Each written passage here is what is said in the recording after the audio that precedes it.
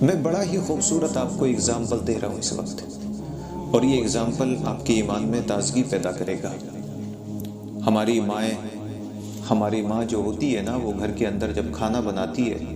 تو آپ نے یہ بخوبی اندازہ کیا ہوگا نا اس بات کا کہ جب کھانا بن جاتا ہے، چاول ہمارے گھر کے اندر تیار ہو جاتے ہیں نا، تو ماں سارے چاول کو چیک نہیں کرتی ہے، صرف اس میں سے 3-4 دانے نکال کر یوں کر کے مسل کر دیکھے گی، یا پھر ان کو کھا کر دیکھے گی، اور انہی 4 یا 5 چاول کے دانوں سے تمام چاول کا، یعنی جو ہماری پتیلی کے اندر، ہانڈی کے اندر جو چاول موجود ہیں، ان کا اندازہ لگا لیا جاتا ہے نیچے کا حال کیا ہے۔ بالکل اسی طرح یہ بات آپ کی سمجھ میں آ گئی ہوگی۔ کوئی کاریگر، کھانا بنانے والا سارے کھانے کو کھا کر چیک نہیں کرتا، وہ صرف تھوڑا سا لقمہ لے کر کے بتا دیتا ہے کہ کھانے کے حال کیا ہے۔ اسی طرح سے میدان حشر میں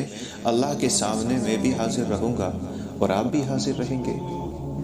حساب و کتاب میرے ساتھ بھی ہوگا، حساب و کتاب آپ کے ساتھ بھی ہوگا۔ اللہ نے واضح طور پر قرآن میں فرمایا نا، اَيَحْسَبُ الْإِنسَانُ أَن يُتْرَكَ سُدًى، انسان تو اس گھمنڈ میں بالکل مت رہنا کہ تجھے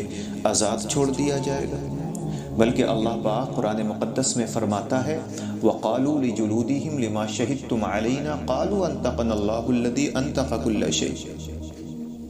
یعنی انسان کے جسم پر جو یہ ران ہے نا، اور ران کے اوپر جو چمڑی موجود ہے، وہ بھی اللہ کو گواہی دے گی، اللہ دنیا کے اندر اس نے فلاں فلاں کام کیا ہے۔ اندازہ کریں اس بات سے، انسان اپنی چمڑی سے کہے گا میں نے دنیا میں تیری کتنی حفاظت کی، تیرے کٹنے پر مرہم پٹی میں تیری کیا کرتا تھا، اور آج تو میرے خلاف اللہ کو گواہی دے رہی ہے۔ تو اس وقت وہ چمڑی انسان کی کہے گی کہ دنیا میں اللہ نے مجھے بولنے کا حکم نہیں دیا تھا، آج اللہ نے بولنے کا حکم دیا ہے تو تیرے بارے میں سب کچھ بتا دینا ہے۔ اس لیے اللہ کے رسول بیان فرماتے ہیں کہ جب صبح ہوتی ہے تو جسم کا ہر اعضاء، جسم کا ہر حصہ میرا اور آپ کا ہماری زبان کے سامنے ہاتھ جوڑ کر کھڑا ہو جاتا ہے کہ آج بولے گی تو،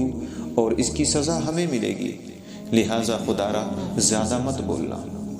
اسی لیے اللہ کے رسول بیان فرماتے ہیں کہ تم اپنی شرمگاہوں کی اور اپنی زبان کی حفاظت مجھے دے دو،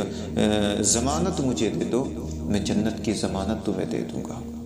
تو عزیزان گرامی وقار، اس چیز کو یاد رکھیں۔ میں جو معذرت چاہتا ہوں، میں جو اگزامپل آپ کو دے رہا تھا سمجھانے کے طور پر، ایک ماں صرف چند چاول سے آئیڈیا لگا لیتی ہے کہ گھر کے کھانے کا کیا حال ہے۔ اسی طریقے سے جب اللہ کے سامنے مجھے اور آپ کو حاضر کیا جائے گا اور اللہ مجھ سے اور آپ سے حساب و کتاب لے گا، ظاہر سی بات ہے۔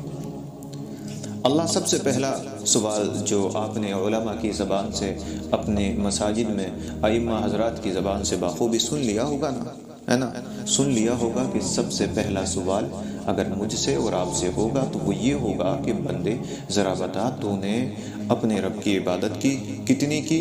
کتنے سجدے اپنے رب کو کیے، کتنی نمازیں تو نے ادا کی، سب سے پہلا سوال۔ اب اگر ہم پہلے سوال میں ہی ناکام ہو گئے، اگر ہمارے دامن میں نمازیں نہ رہیں، اس وقت نمازیں ہمارے دامن میں نہ ہوئیں، تو اگر ہم پہلے ہی سوال میں ناکام ہو گئے تو آگے کے جو معاملات ہیں اس کا آپ اندازہ کر لیجئے۔ پھر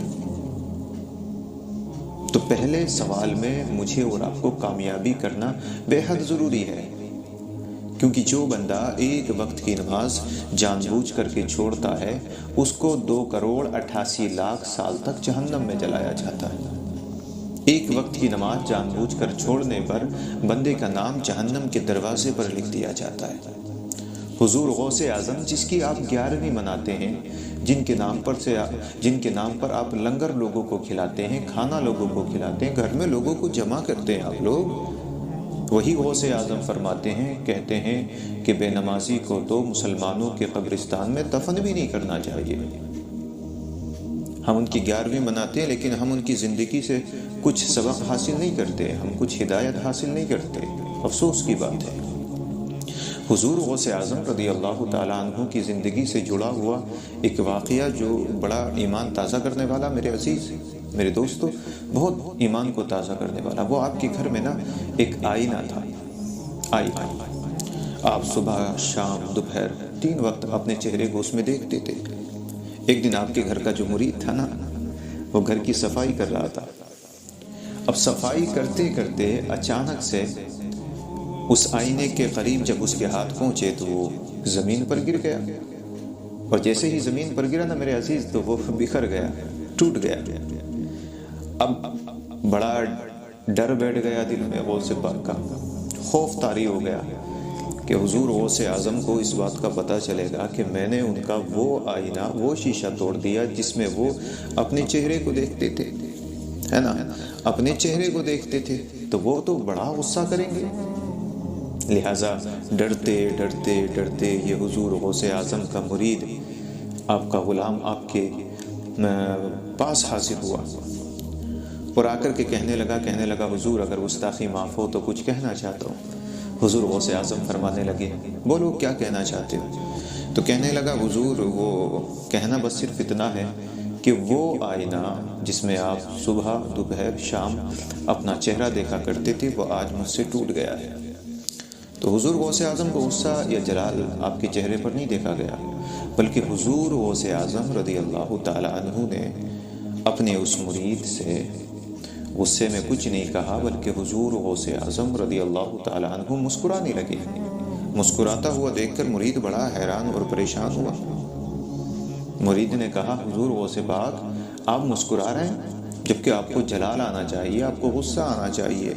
مسکرانے کی وجہ جان سکتا ہوں میں؟ سمجھ رہے ہیں میری بات کو آپ لوگ؟ مسکرانے کی وجہ جان سکتا ہوں میں؟ تو حضور غوث اعظم فرمانے لگے مسکرانے کی وجہ یہ ہے کہ یہ جو آئینہ تھا نا اس میں صبح دوپہر شام میں اپنے چہرے کو دیکھا کرتا تھا، اب یہ آئینہ ٹوٹ گیا ہے، یہ آئینہ ٹوٹ گیا